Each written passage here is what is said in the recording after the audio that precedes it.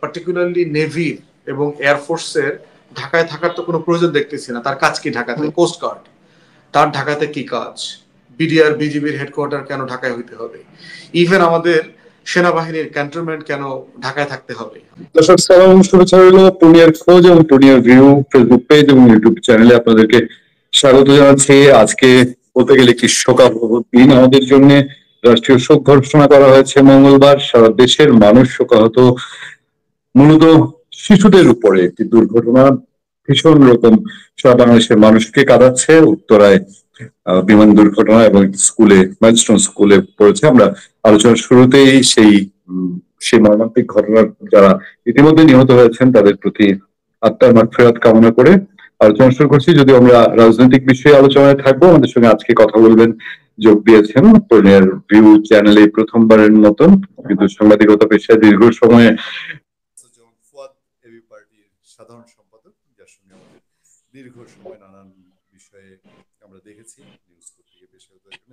জনাব আসাদুজ্জামান ফুয়াদ, আপনাকে স্বাগত জানাচ্ছি আমাদের প্ল্যাটফর্মে। আমাদের দর্শকদের পক্ষ থেকে আপনাকে অসংখ্য আসসালামু আলাইকুম।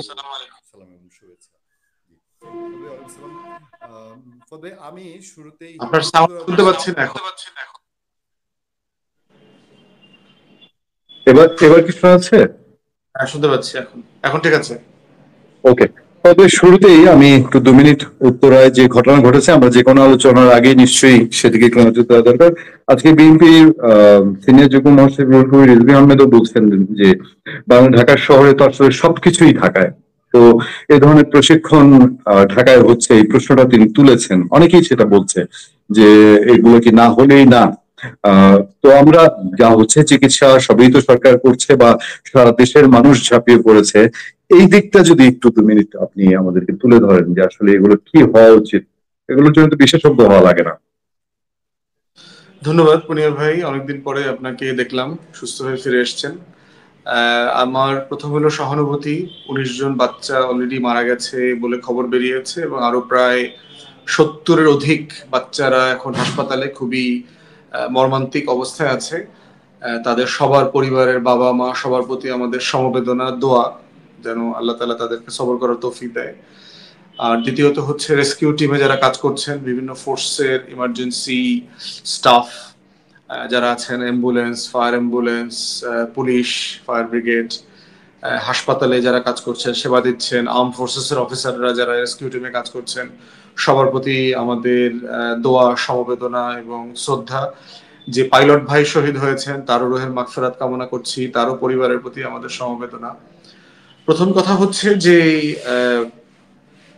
বা আমাদের ঢাকা শহর তো একটা ডিসফাংশনাল সিটিতে পরিণত হয়েছে এবং ইতিমধ্যে আমি অনেকবার বিভিন্ন শোতে বলেছি যে যেহেতু শহর বড় হয়ে গেছে, ক্যান্টনমেন্টটা একসময় অনেক দূরে ছিল, কিন্তু বাস্তবতা এমন হয়ে গেছে যে এটা এখন ক্যান্টনমেন্ট, এয়ারফোর্সের এবং নেভির যে কোয়ার্টার, তাদের যে গ্রাউন্ড ট্রাউন্ড আছে, এগুলো একদম শহরের মাঝখানে ভিতরে ঢুকে গেছে।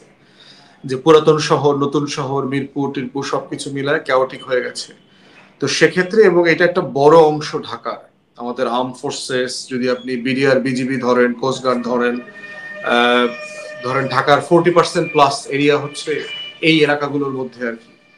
তো সেরকম একটা জায়গায় পার্টিকুলারলি নেভি এবং এয়ারফোর্সের ঢাকায় থাকার তো কোনো প্রয়োজন দেখতেছি না। তার কাজ কি ঢাকাতে? কোস্টগার্ড, তার ঢাকাতে কি কাজ?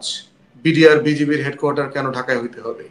ইভেন আমাদের সেনাবাহিনীর ক্যান্টনমেন্ট কেন ঢাকায় থাকতে হবে? আমাদের সাভার তো পেন্টাগন হইতে পারে। ইভেন আমরা যেটা চিন্তা করতে পারি যে আপনি যদি নেভিকে আমাদের দক্ষিণ অঞ্চলে কোস্টাল এরিয়াতে নিয়ে যান কোথাও, অথবা কোস্ট গার্ডকে আপনি আমাদের সাউথের কোনো জেলাতে নিয়ে যান, আমাদের বিমান বাহিনীকে যদি আপনি লালমনিরহাটে, এশিয়ার নাকি সর্ববৃহত্তম ট্রেনিং পোর্ট আছে, আমাদের যে ওখানকার ল্যান্ডিং বিমানবন্দর আছে, সেখানে নেওয়া যেতে পারে, যশোরে নেওয়া যেতে পারে। আর সবকিছু মিলায় আমরা পেন্টাগনের মডেলে একটা হেডকোয়ার্টার করতে পারি সাভারে। সেখানে আমাদের কোনো ফোর্সেস ঢাকায় থাকবে না, টোটাল ফোর্সের হেডকোয়ার্টার হবে একটা পেন্টাগনের মডেলে সাভারে। সেখানে সব ফোর্সের কোঅর্ডিনেশন টিম থাকবে। বিডিআর বিজিবিও একই রকম, ঢাকার বাইরে কোনো জায়গায় কোনো জেলাতে চলে যাক, তাদের ঢাকায় থাকার কোনো প্রয়োজন নাই। আর রাজুককেও সিরিয়াসলি জবাবদিহিতার আওতায় আনা দরকার, যে তারা যে বিল্ডিং গুলো বানাচ্ছে সেগুলো আসলে নিয়ম মাফিক বানাচ্ছে কিনা। ওটা তো এয়ারপোর্টের কাছের একটা বিল্ডিং, আমরা তো জানতাম যে এয়ারপোর্টের কাছে নাকি 3-4 তলা বেশি বড় বিল্ডিং করা যায় না। ধরো এত বড় একটা বিল্ডিং কিভাবে বানাইলো, এটা কোড মেনে করা হয়েছে কিনা। তো আমরা চাই যে বিমান বাহিনীর পক্ষ থেকে একটা ইনভেস্টিগেশন হোক, ব্ল্যাক বক্সটা কনভারসেশনটা বুঝি যে আসলে কি হয়েছে। এখানে 60-এর দশকের একটা চাইনিজ বিমান যেগুলো বারবার ব্যবহার করা হচ্ছে, বারবার এক্সিডেন্ট করছে, সেগুলো আসলে ব্যবহার করা কন্টিনিউ করা উচিত কিনা, অথবা আমাদের মডেল পরিবর্তন করে ফেলা দরকার কিনা। এত পুরাতন মডেলের বিমান দিয়ে কি আসলে নিরাপদে আপনার ট্রেনিং করার সুযোগ আছে কিনা, এটার মেরামত, এটার টেকনিক্যাল সাপোর্ট কি চায়না অথবা যে গভর্নমেন্টের কাছে কেনা হচ্ছে তারা দিতে পারবে কিনা, পারছে কিনা। তো সেই প্রত্যেকটা জিনিস আমাদেরকে সিরিয়াসলি রিভিউ করা দরকার, আমাদের স্বাধীনতা, সার্বভৌমত্ব, জাতীয় স্বার্থ, এই প্রশ্নগুলোকে মাথায় রেখে। তো সেটা আমরা চাই সরকারের পক্ষ থেকেও যেখানে যেখানে ইন্টারভিন করা দরকার, ইনভেস্টিগেশন করা দরকার, আমরা চাইবো যে সরকার, সিভিল এভিয়েশন ডিপার্টমেন্ট যারা আছেন তারা বিষয়গুলো খতিয়ে দেখবেন, প্রতিরক্ষা মন্ত্রণালয় দেখবেন, প্রধান উপদেষ্টার কার্যালয় পার্টিকুলারলি এগুলো দেখবেন। সবকিছু মিলিয়ে আমরা চাচ্ছি যে বিষয়টার একটা ওভারহোলিং দরকার।